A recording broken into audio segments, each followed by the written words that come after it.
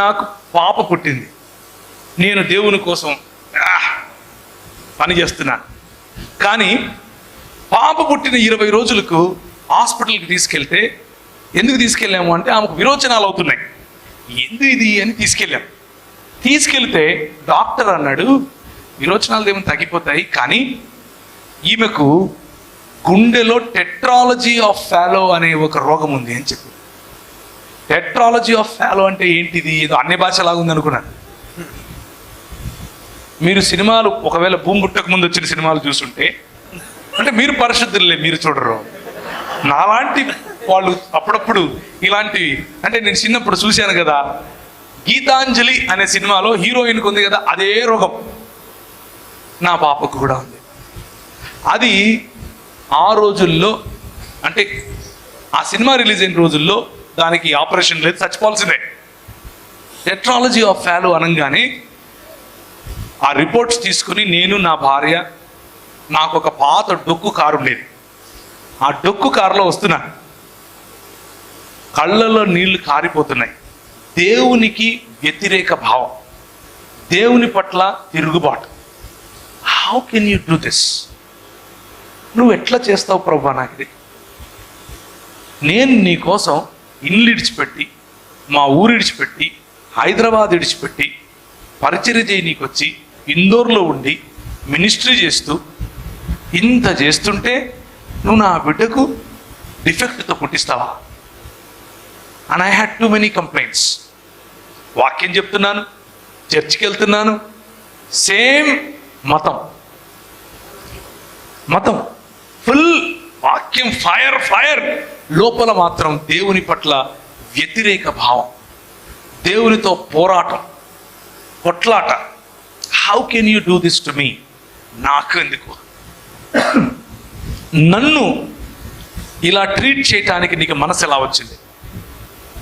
చేస్తే గీస్తే నాకు చేయొచ్చు కదా, చిన్న బిడ్డకి ఎందుకు చేశావు అన్న ప్రశ్న. అలా ప్రశ్నించుకుంటూ 2.5 సంవత్సరాలు దేవుని సన్నిధిలోనే ఉంటూ దేవునితో కొట్లాడుతూ బ్రతికాను. భయంకరమైనటువంటి పరిస్థితి అది, ఎవరికీ రాకూడదు. స్ట్రగుల్. అలాంటి స్ట్రగుల్లో ఉన్నప్పుడు కూడా ప్రభు మళ్ళీ నన్ను తిరిగి నిర్మించేటప్పుడు అన్నాడు, నీ బిడ్డకు నువ్వు తండ్రివి అని నువ్వు అనుకుంటున్నావు, నీ బిడ్డ నీకంటే ఎక్కువగా నాకు ఇంపార్టెంట్ అని చెప్పాడు. అందుకు యేసు ప్రభువును వెంబడించండి అంటున్నాను. He is a living God. ఆయన జీవము గల దేవుడు. ఈ రోజుకు మాట్లాడతాడు, ఈ రోజుకు నీ సిచ్యువేషన్లో ఆయన లైవ్గా వస్తాడు, అలైవ్గా వస్తాడు. నీ సిచ్యువేషన్లో, నువ్వున్న ఒంటరితనంలో, నీకున్న స్ట్రగుల్లో, నువ్వు ఎవరికి చెప్పుకోలేని నీ ఆక్రందన, నువ్వెవరికి చెప్పుకోలేని నీ మనసులో ఉన్న ఘోష ఆయన వింటాడు. ఆయనకు తెలుసు. ఆయన అంటాడు, ఐ నో దాట్, నాకు తెలుసురా బాబు అది, ఐ స్టిల్ లవ్ యూ. నేను ఆయనను తిరస్కరించాను, నేను ఆయనతో పోరాటం చేశాను, నేను ఆయనతో నువ్వు I cannot trust you anymore, నేను ఇంకా నమ్మలేను ప్రభు అన్నాను. ఎట్లా నమ్మాలి? నా బిడ్డకు నువ్వు ఇట్లా చేస్తే నేను ఎట్లా నమ్మాలి నేను అన్నాను. కానీ ప్రభు అన్నాడు, నీకు కాదు, నీకంటే ఎక్కువ నాకు బిడ్డ. నువ్వు నేర్చుకోవాల్సింది చాలా ఉంది. తండ్రి హృదయం అంటే ఏంటో నీకు తెలియాలి.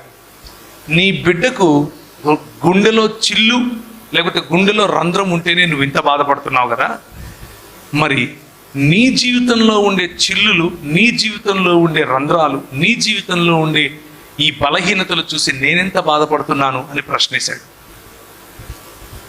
నీకు అధికారం లేని నీ బిడ్డ పైననే నీకంత మక్కువ ఉంటే, నిన్ను సృష్టించిన నాకు నీ పైన, నీ బిడ్డ పైన, ఇద్దరిపైన మక్కువ కదా, మరి నీ బతుకేంటి ఇలా ఉంది అని నన్ను తీర్పు తీర్చాడు, ప్రశ్నించాడు.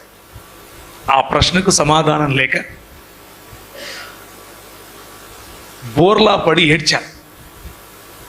ఇంక చాలు ప్రభు అని చెప్పాను. సుత్తి దెబ్బలు అంటే ఏంటో తెలుసా మీకు? లేకపోతే సమ్మెట దెబ్బలు అంటే ఏంటో తెలుసా? ఒక్కసారి ఇలా చెయ్యి పెట్టి పైనుంచి ఎవరన్నా సుత్తితో కొడితే ఎలా ఉంటుంది? అలా ఉంటుంది దేవునితో పోరాటం, దేవునితో స్ట్రగుల్.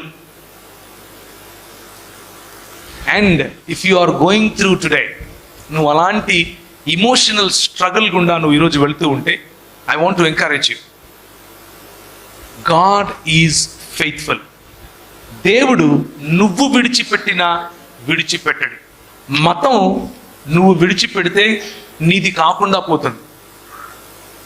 మతం నువ్వు విడిచిపెడితే నీ చేయి విడుస్తుంది. మతం నువ్వు విడిచిపెడితే నిన్ను వెలివేస్తుంది. మతం నాకొద్దు అని అనుకుంటే నిన్ను అంటరాని వాణ్ణి చేస్తుంది. మతం నేను చేయలేను అనంటే నీకు నరక ద్వారం చూపిస్తుంది. కానీ ప్రభువు ఒక్కసారి నీ చేయి పట్టుకుంటే,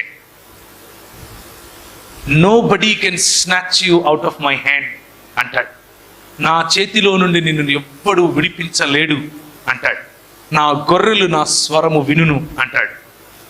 ఈరోజు మధ్యాహ్నం చాలా ఏండ్ల నుంచి ఒకవేళ నీకు దేవునితో కంప్లైంట్స్ ఉంటాయి, దేవునితో పోరాటం ఉంటే, యేసు ప్రభువుతో ఇంకా ఆ స్ట్రగుల్లో నువ్వు ఉంటే, ఒక్కసారి ఆయనతో ఉన్న స్ట్రగుల్లోనే ఆయనతో మాట్లాడి చూడు. Jesus comes alive and speaks to you.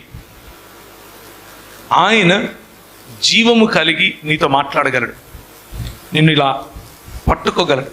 ఈ స్ట్రగ్లింగ్ లైఫ్ ఉంది చూసారా, ఈ సుత్తి దెబ్బలు సమ్మెట దెబ్బలు ఉన్నాయి చూసారా, చాలా కష్టం. Please don't go through it. యేసు ప్రభువు లేని జీవితం ఇక్కడ నీరు గారిన జీవితమే, నిత్యత్వంలోనూ నీరు కారిన జీవితమే. ఇక్కడ కోల్పోయిన జీవితమే, నిత్యత్వంలోనూ కోల్పోయిన జీవితమే.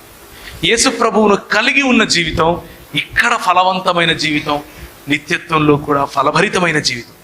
అందుకనే ఆది కాండములో ప్రభు ఇచ్చినటువంటి వాగ్దానముతో కూడిన ఆశీర్వాదముతో కూడిన బాధ్యత ఏమిటి అంటే, ఫలించండి, విస్తరించండి, అభివృద్ధి చెందండి, భూమిని నిండించండి, దానిని లోబరచుకోండి లేక వశపరచుకోండి.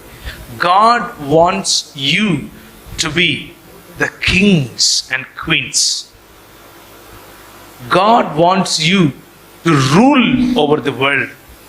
ప్రపంచం పైన రాజ్యం చేయాలి మీరు అని ఆయన ఆశ. కానీ మనం ఎక్కడ ఆగిపోతాం? చిన్న చిన్న వాటిపైన మతాన్ని చూసి ప్రభువుకు దూరంగా ఉంటాం. మతము నిన్ను డిసప్పాయింట్ చేస్తుంది గ్యారంటీగా మై ఫ్రెండ్. కానీ దేవుని రాజ్యంలో నువ్వు రాజుగా, దేవుని రాజ్యంలో దేవుని రాజ్య ప్రతినిధిగా ఉండాలి అని నిర్ణయించుకుంటే, he can make you the head, not a tale.